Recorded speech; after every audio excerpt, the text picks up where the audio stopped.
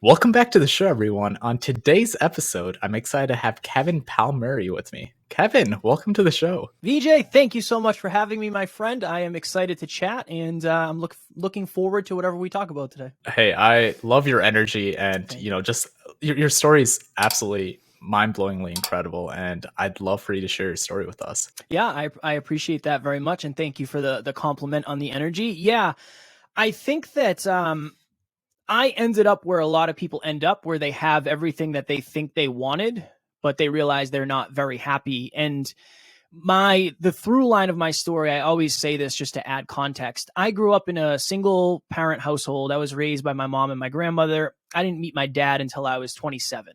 So I grew up with a lot of chips on my shoulder, and I still have a lot of those to this day, but I've been able to use those as a positive motivator. So after all my friends and I graduated high school, many of them went away to college. Most of them went away to college. And I was kind of the lone wolf who stayed behind, and I pumped gas at a local gas station. That's how I made my living. And all my friends were out living their dreams and meeting new people and partying. And I was waking up at 5 a.m. and going pumping gas for 8 hours a day. And that was my life at the time. After that, I left that job. I went to become a personal trainer. I worked at a hospital cleaning floors and bathrooms. I was a truck driver. I was a forklift operator. I was in construction. I was on-call firefighter for a short time. But I ended up getting this job in the weatherization industry. And all that means is we would come into a school or a state or government-owned building, and we would make that building more energy efficient. That is what that means, right? So the beautiful thing is, since I was working for the state and government at times, I got paid really well. We got paid what was called prevailing wage. The state sets a rate. You must make at least that amount. And it was anywhere from $50 to $120 an hour, which was awesome for me. No college degree. I went from making $14 an hour to $60 an hour on my first job. I think that's a pretty good come up. And I was very excited about that. So if you fast forward to when I was 25, I'd been at this company for a few years, and business was good. And by all outside standards, VJ, I was living the dream. I had a beautiful girlfriend. I had a high-paying job. I had a sports car. I had a new apartment. I had just done a bodybuilding show, so I was quite literally in the best shape of my life. But I was pretty miserable. I was not happy. I was not confident. I was not fulfilled. And one day my girlfriend came to me, and this is when I had a large piece of self-awareness fall onto me. She said, Kev, I want to move across the country. We lived on the East Coast. I want to live in California, and I want to chase my dreams. And I told my girlfriend at the time, I gave her every excuse in the book why we shouldn't do it. It was just scarce, fearful. I need to hang on to you, Kev. You have big goals and dreams. Let me hold you back because I'm afraid you're going to leave me behind. And she came back to me a couple weeks later, and she left me and said, hey, I'm going to go do my thing. You're not the man that you were in the beginning of this relationship. And I think that being single and doing my thing is better for me. And I think she was 100% right. But when she left, I had to actually look in the proverbial mirror of who I was as a human being. And I didn't like what I saw. I didn't like the character traits that I had. And that was my initial rock bottom. When she left, who's going to want to date me? I'm broken. I'm insecure. I'm afraid of everything. What do I do? So I started with self-improvement. I started with personal development, and I started where a lot of people do. Every night before I went to bed, I would say these positive affirmations. I'm handsome, I'm talented, I'm worthy, I'm intelligent. And this year, I'm going to make the most money I've ever made in my entire life, because I still hadn't understood that the external results are not going to fix the internal pieces of me that were missing. So that next year starts. I get a promotion, which is in alignment with me making more money, which is great. And I'm now a foreman at this company. And that means I am on the job from the day it starts till the second it ends. And I was on the road for the entirety of that next year. So out of the 12 months, I was on the road every single week for 10 months. And I was only home Friday night, Saturday, leave Sunday. Friday night, Saturday, leave Sunday. And it was brutal. I was staying up for days on end. I'm living out of a hotel, living out of a suitcase, living on fast food, which sounds good for short periods of time, but over the long run, it's not as great as it sounds. And I got to the end of the year, and I remember opening my final pay stub. I was standing at my kitchen table because my ex-girlfriend took the chairs. They were her chairs, and I was never home, so I never bought new ones. And I slid open my pay stub, and I made $100,000 at 26 with no college degree, and nothing shifted. It was the same thing that happened with my girlfriend before. And in that moment, VJ, I realized that for most of my life, I had been living unconsciously. The opposite of unconscious is hyperconscious. So I did what anybody does. I started a podcast called the Hyperconscious Podcast. And this podcast was just a passion project. I was talking to people about deep thoughts and their fears and what they really wanted out of life. But almost overnight, I stopped caring about my job. I wanted to do this podcast thing. I felt like I was actually contributing to the world. I felt like I was in alignment. I felt like I could show different parts of myself. So I started calling out of work. I'd leave the job site early. I would show up late. Eventually, it got to the point where I would have to be on a job site on a Monday morning at 7 a.m. I would sleep in my bed from 9 p.m. until, midnight, get up and drive 6 hours straight to the job site. And then I would work an 8-hour day, and then I would go to the gym after. And then Friday was the complete opposite. And I just kept getting sadder and sadder and sadder. And I don't know if anybody even knew how sad I was getting, but I just felt stuck. I felt trapped. I felt like I couldn't leave this job. I felt like I couldn't accomplish my dreams. And my rock bottom basement moment, I woke up, my alarm went off at 5:15, and I'm in a hotel in New Jersey, cold winter morning. And I wake up and I slide to the edge of the bed, and I'm lacing up my work boots, getting ready for the day. And it's just one of those days of, I cannot do this today. I do not have this in me today. And the best way to explain it, VJ, is there's 10 televisions on in my head at the same time, and every single one is on a different station. And one is saying you're stuck here forever. Too bad you want to leave. One is saying you'll never make this kind of money again. What will your friends think? What will your family think? But the loudest one for me said, do you really think you can be a successful podcaster? And I didn't. I did not believe that was possible for me. And in that moment, I genuinely felt like if I was to end my life, I would take my problems with me. Now, luckily, another through line of my story is I've kind of always had good people around me, especially when I started self-improvement. So I texted my business partner, who is my best friend, the co-founder, co-host, CEO of the company. And I said, hey, I'm going through it. I'm having these dark thoughts. I don't know what to do. What am I supposed to do? And he said, Kev, you've changed so much over the last couple of years, and that's amazing. But your environment hasn't changed that much. I think it's time for you to make a change.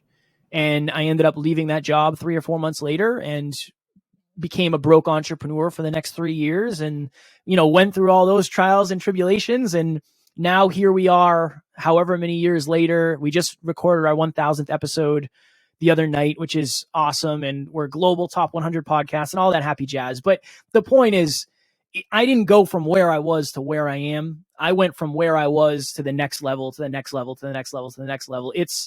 None of this happened overnight, and I do not want you to think it did, because that will affect everything. And it's important that I tell the truth and I'm as transparent as possible. Wow, that is just like an incredible story. Thank you so much for sharing about your success and the journey for that. So, of course, while you're going through all that, I mean, a lot of things were going through my mind, and I guess let's back up a little bit to your first job, right? You're getting $60 an hour. That's incredible without a college degree.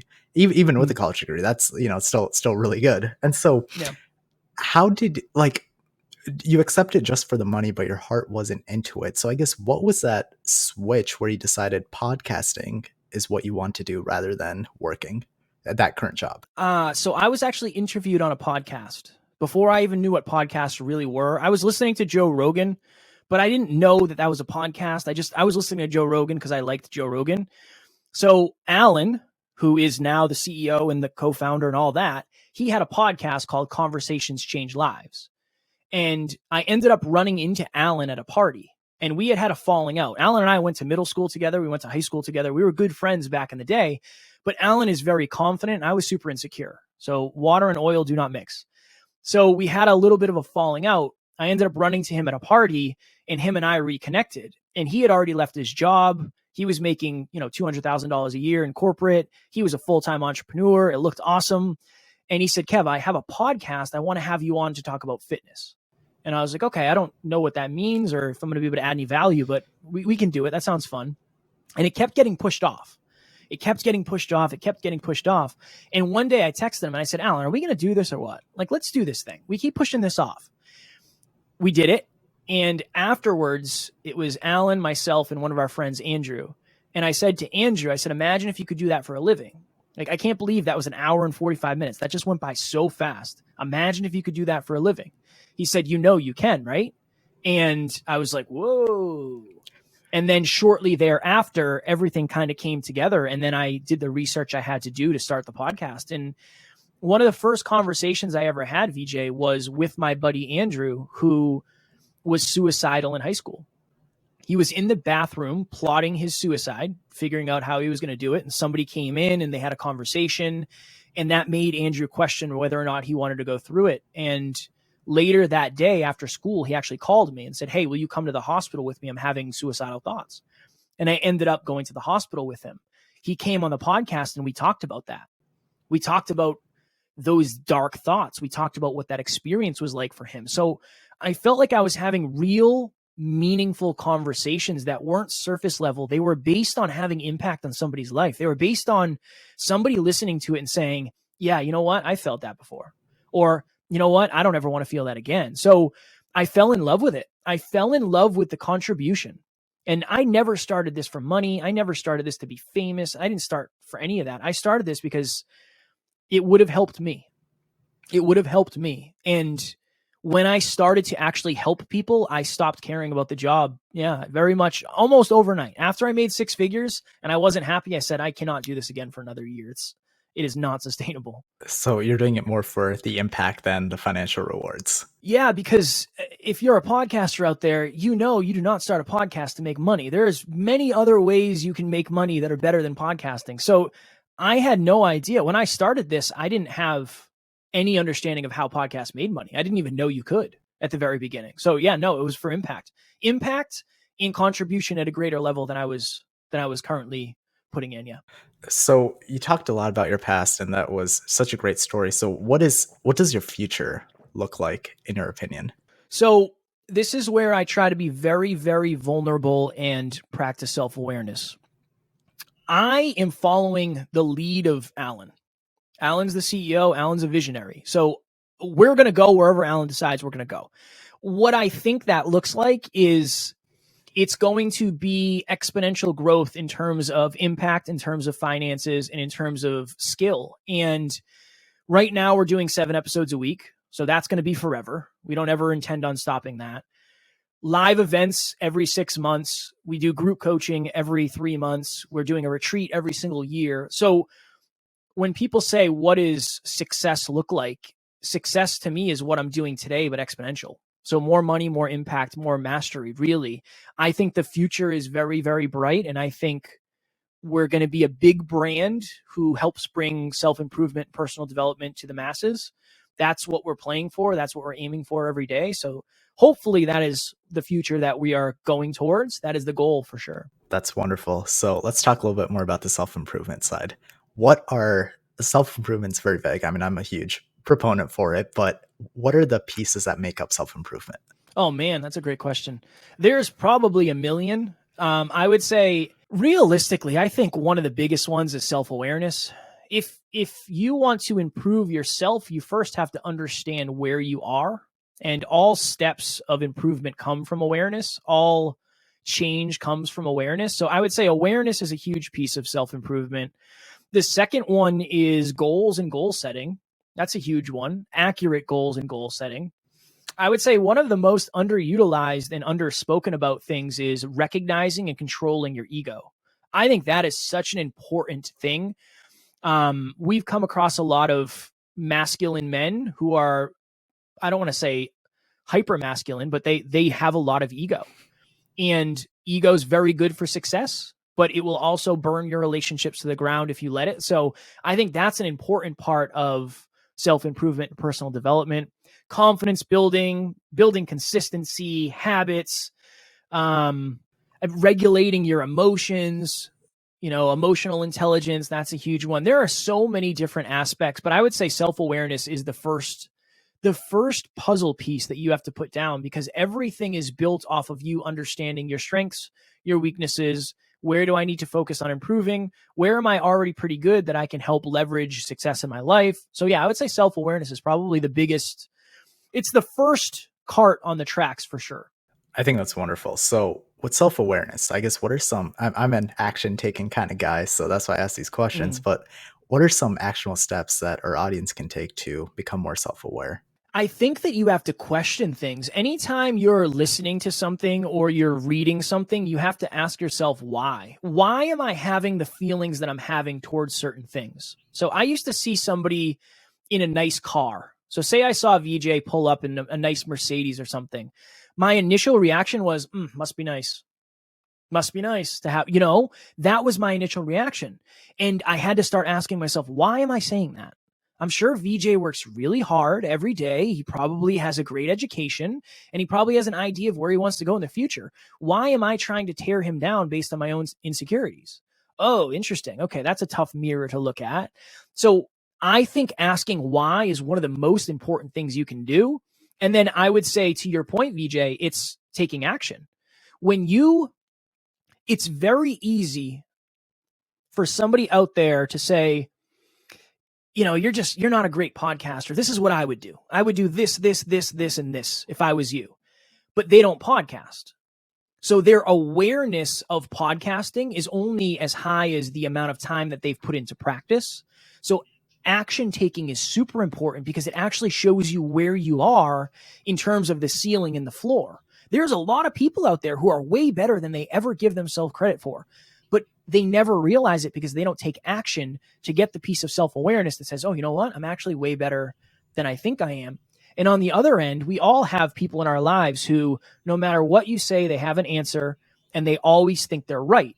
But how often are those people actually showing up, getting outside of their comfort zone and trying to learn a new skill? So I think action is, I don't want to say it's the cure-all, but it's very important for self-awareness because if you think you're really good at something and you try it and you're not, it raises your self-awareness. If you think you're really bad at something, you try it and you're good, it raises your self-awareness. And that's a completely different life. That's incredible. So, by actually taking action, you're able to uncover self awareness a little bit more. 100%. 100%. Okay. So, you mentioned something that caught my attention about negative comments, actually. So, in your opinion, what's the best way to deal with negative comments, especially when people are taking action, following their dreams? There's always going to be, that crowd of saying, oh, you can't do it, or laughing at you, or, XYZ. What's the best way to handle that? So I think the centered, no ego Kevin would say you have to have empathy for the fact that, honestly, if you're chasing your dreams, there's going to be a lot of people out there who are frustrated with themselves that they're not chasing theirs.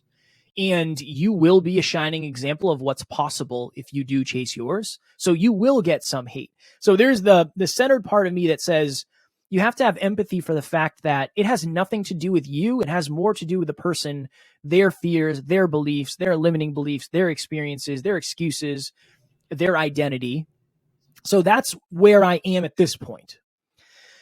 The other part of me is use it as motivation. When somebody gives you a negative comment, let your ego deal with it internally. And you can say whatever you want to say. You know what? Screw this person, blah, blah, blah, whatever. I wouldn't put energy back into them because that's what they want. That's what they want. So not only if you want to win, go win, but don't let them win by you arguing with them. You have more important things to do. You have an impact. You have a mission that you're on that some people just won't understand. And then this is the third thing I would say. Some people just want to keep you safe. I remember when I left my job, my grandmother said, what's the next job you're going to get? You're going to go get a job, right? And I said, Mima, I love you, but I will never punch a time card. I will never punch a clock for somebody else. I will not do it. I will die before I do that. She just wanted to make sure I didn't get hurt. She loves me, and I understand that, and I appreciate that. But it was one of those things of, look, I got to take a shot. I got to take a chance on myself here.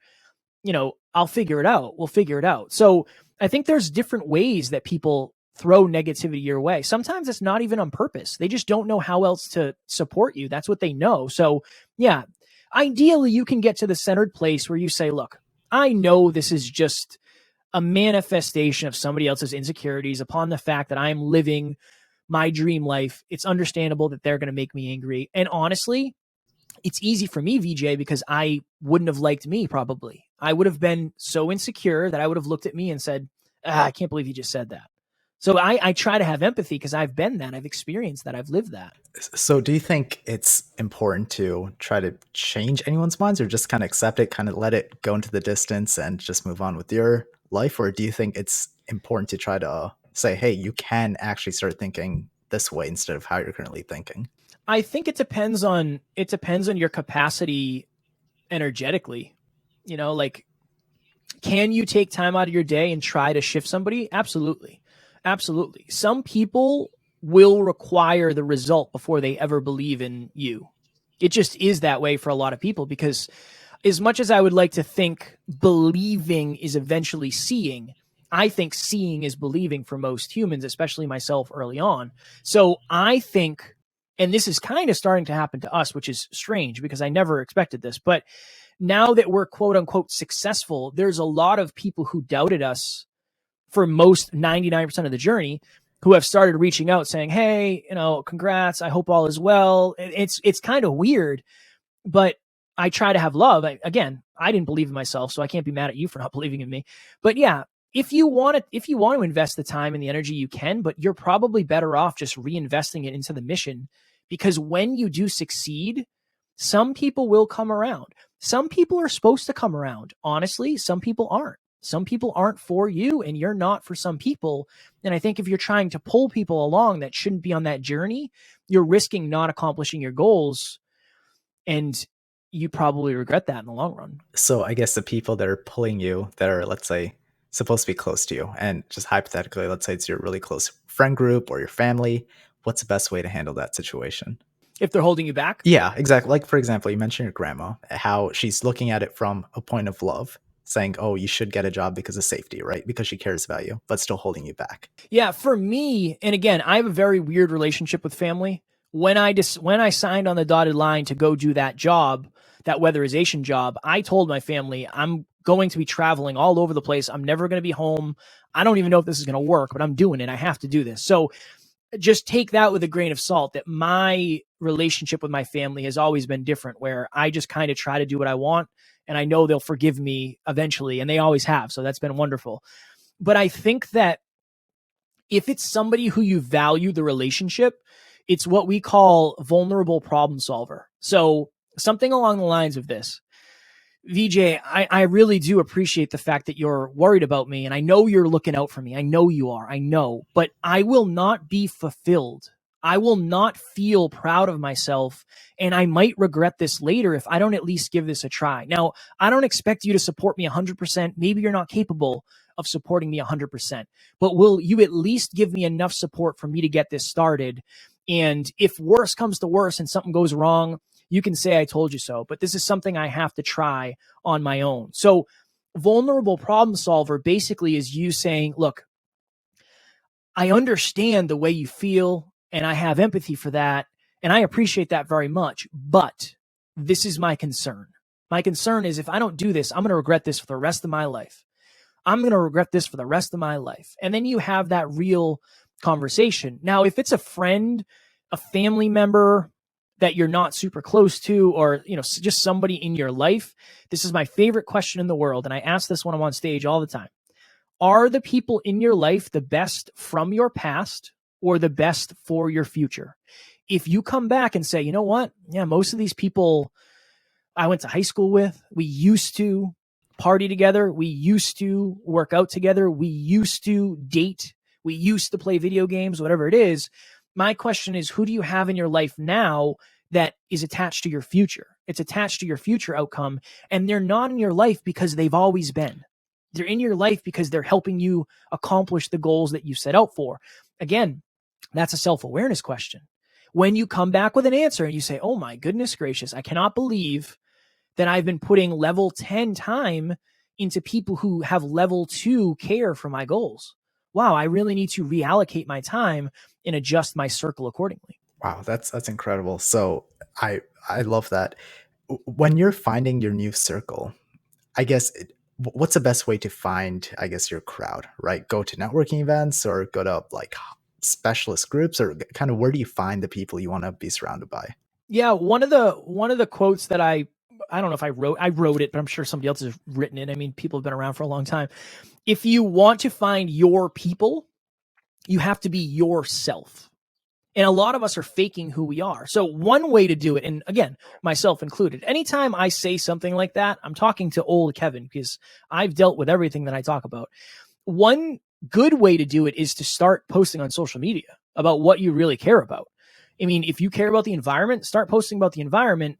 That then becomes your brand and your resume. People might reach out and say, hey, that's awesome. I love the environment too. Let's talk. That's one way. Now there's a million Facebook groups. There's LinkedIn events. Everything is virtual. So now is the easiest time ever to find your crowd. But very similar to if you were looking for a gym partner, where would you go? You go to the gym. Cool.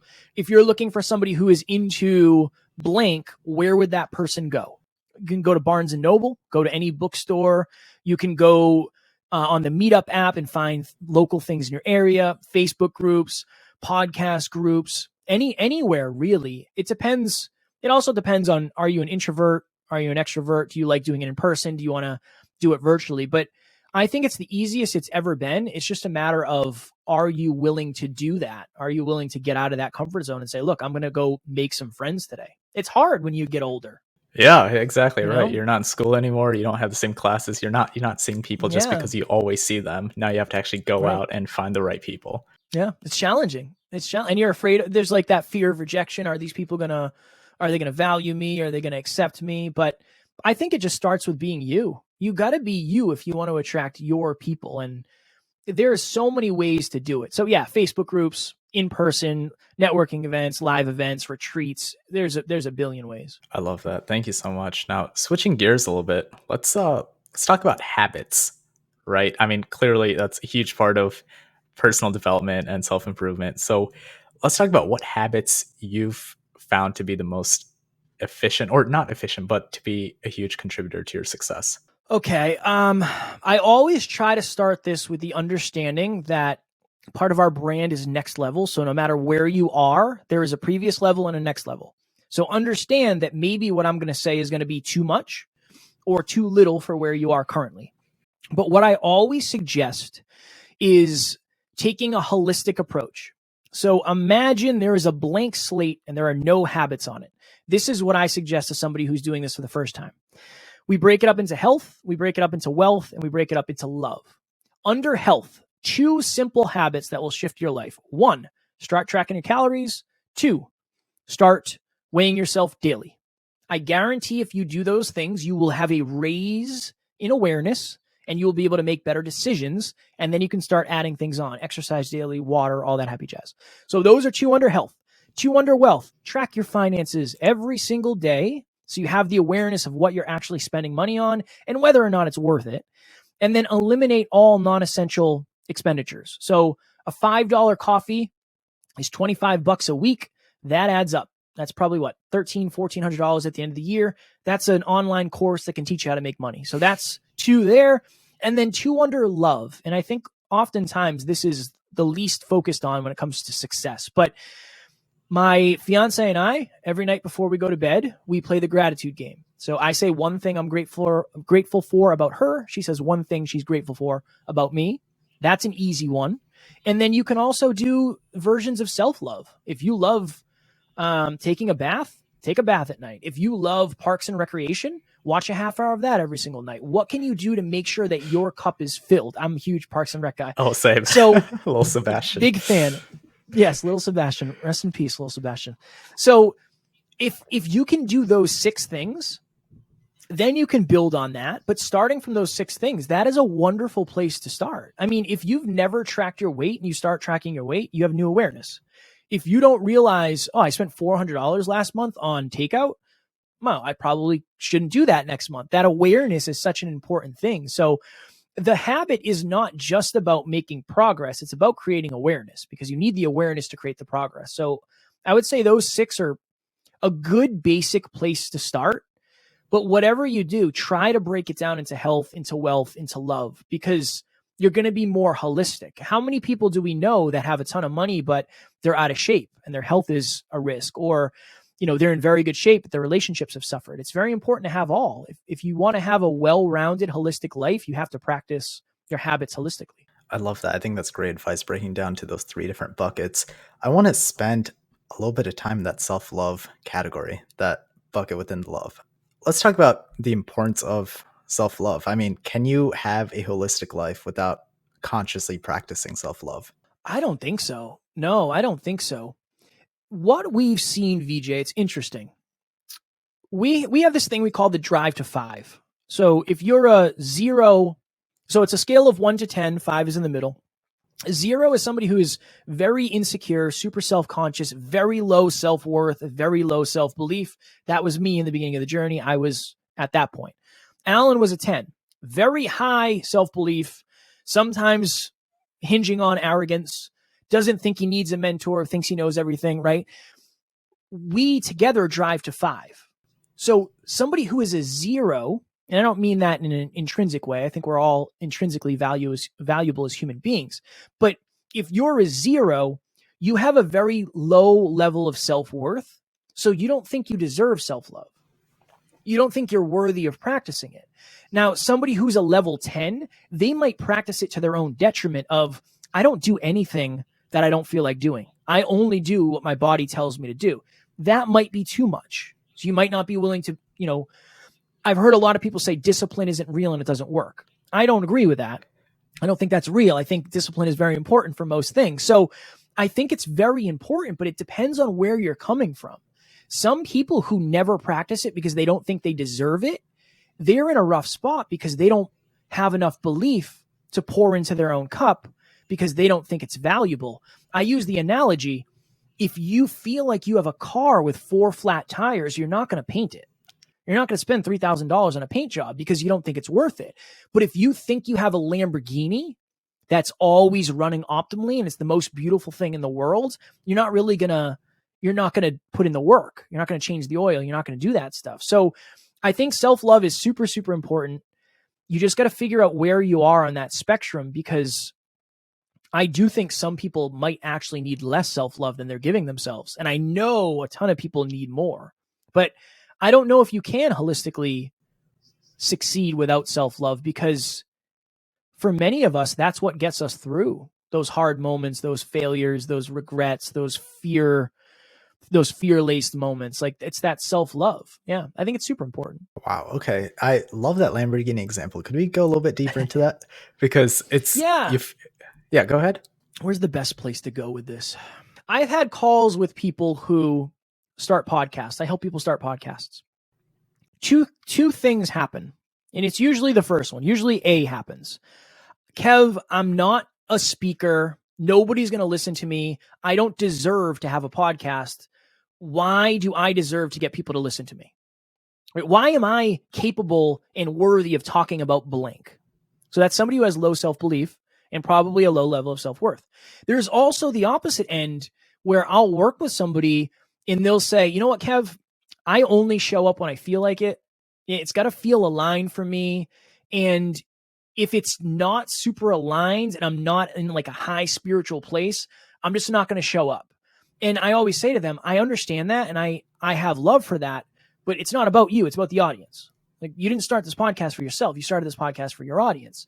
So the people that have that high level of self-worth, it's sometimes to their detriment, because they're not willing to humble themselves and say, you know what?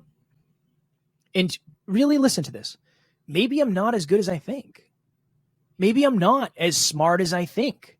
To our very beginning point with the action creates the awareness. So it's very easy to say, well, my level of self-worth is super high. I love myself so much, I don't have to try. It's like, no, that's not what that means. That means when you try and if you fail, you'll be able to handle it better. That's what that means. It doesn't mean you shouldn't try. It doesn't mean just because you love your body that you can't improve it. Just on the opposite end, just because you don't like your body doesn't mean you can't improve it. So I think that it creates this false sense of entitlement, honestly, for some people.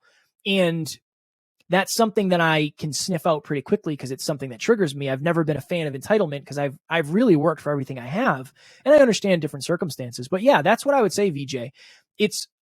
I have so much self-belief, so much self-love, and so much self-worth that I'm almost entitled to what I want regardless of effort, which is a dangerous game. Wow, thank you so much for going into that. So I guess going into that bad car example, what are some steps that people can take to, I guess, increase their zero or increase from going from 0 to 5? Yeah. So this is one of my favorite questions, or one of my favorite awareness builders. If you were to sit down and I said, write out 5 things that were wins from last week and 5 things that were losses from last week. If you immediately go to losses and you cannot come up with any wins, that is step 1. I want you to sit with yourself and reflect on your week, look at your calendar, look at whatever you did, and I want you to come up with 5 wins. That's level 1, step 1, the simplest thing to do. That's what I started with. And then the next thing is, there's 3 different zones that people live in. So think of it as a bullseye. There's 3 targets. The middle target, the smallest target, is the comfort zone. The next ring on the outer layer of that is the learning zone. And then the furthest outmost layer is the anxiety zone. What you must do is you got to figure out what will take you out of your comfort zone, but not into anxiety, because that's a negative bid. You've created a negative relationship with fear chasing. So I was on the phone with somebody recently who has a fairly low level of self-esteem, self-worth, and self-belief. And I don't mean that in a judgment way. I just mean that as an example for this. And this person said to me, Kev, I want to be a speaker. I saw you speak on stage and I know I can do it. I don't know. I have so many doubts and I'm afraid I'm going to get judged. What do I do? And I said, okay, cool. On a scale of 1 to 10, how outside of your comfort zone is it for you to do a Facebook Live right now? And she said 12 out of 10. I said, okay, cool. We don't do that. On a scale of 1 to 10, how outside of your comfort zone is it for you to take a video of yourself and just have it for you and don't post it anywhere? She said, oh, that's a 0. I could do that. Awesome. On a scale of 1 to 10, how outside of your comfort zone is it for you to take a video and send it to me and me only? And she said, probably a 5 or a 6. And I said, do that. She recorded the video, sent it to me, confidence boost. Because it's outside of your comfort zone, it went better than you expected. So those are a couple examples. The other one I would say is you got to learn. One of the biggest things you can do is learn every day, because when you learn, you become more aware and you become more capable and you feel like you're becoming more valuable. And that's just it's super important. It's super important to feel like you're a valuable human being, because we all have potential and we all have the opportunity to learn more and do more and be more, but it starts with that initial belief. So I would say those are a couple ways to get started. That's such great advice. So basically what I'm hearing is everyone that's listening to this needs to send you a video of them talking. Please, the more the merrier. the more the merrier. I love it. That's been one of my practices, VJ, is I've done this with clients. I've done this with friends. We had somebody who reached out to me on social media and I said, I know you're in a dark place right now. And I know you're struggling. I want you to record a video talking to yourself about what you've been through over the last year. And this person did it. And she was like, yeah, it'll probably be like 5 minutes. I think it was 27 minutes. And I was like, okay, I'm going to watch this in spurts because there's a lot going on. And I remember I watched it all. And this person ended up coming on our team and working with us, which was amazing. And later in life, I said, hey, I know you're struggling. I know you're in a dark place. I want you to go back and watch that video from 3 years ago. And when she did, she said, I don't even recognize that person. I said, I know you don't. The beautiful thing about having a podcast, VJ, is you and I can watch this in a year and say, wow, I said or but or like or whatever too much. But most people don't have that feedback. They don't have that opportunity to reflect at a given point in time and say, oh, wow, this is what I was about. This is what I was talking about. This is how I felt. So yeah, if you want to send me a video, please. If not, take one of yourself. Take a video of yourself and then look at it every month. Look at it every year.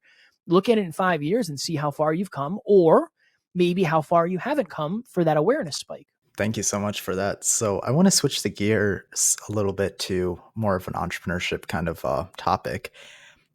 What do you think is the biggest thing holding back entrepreneurs from realizing their potential?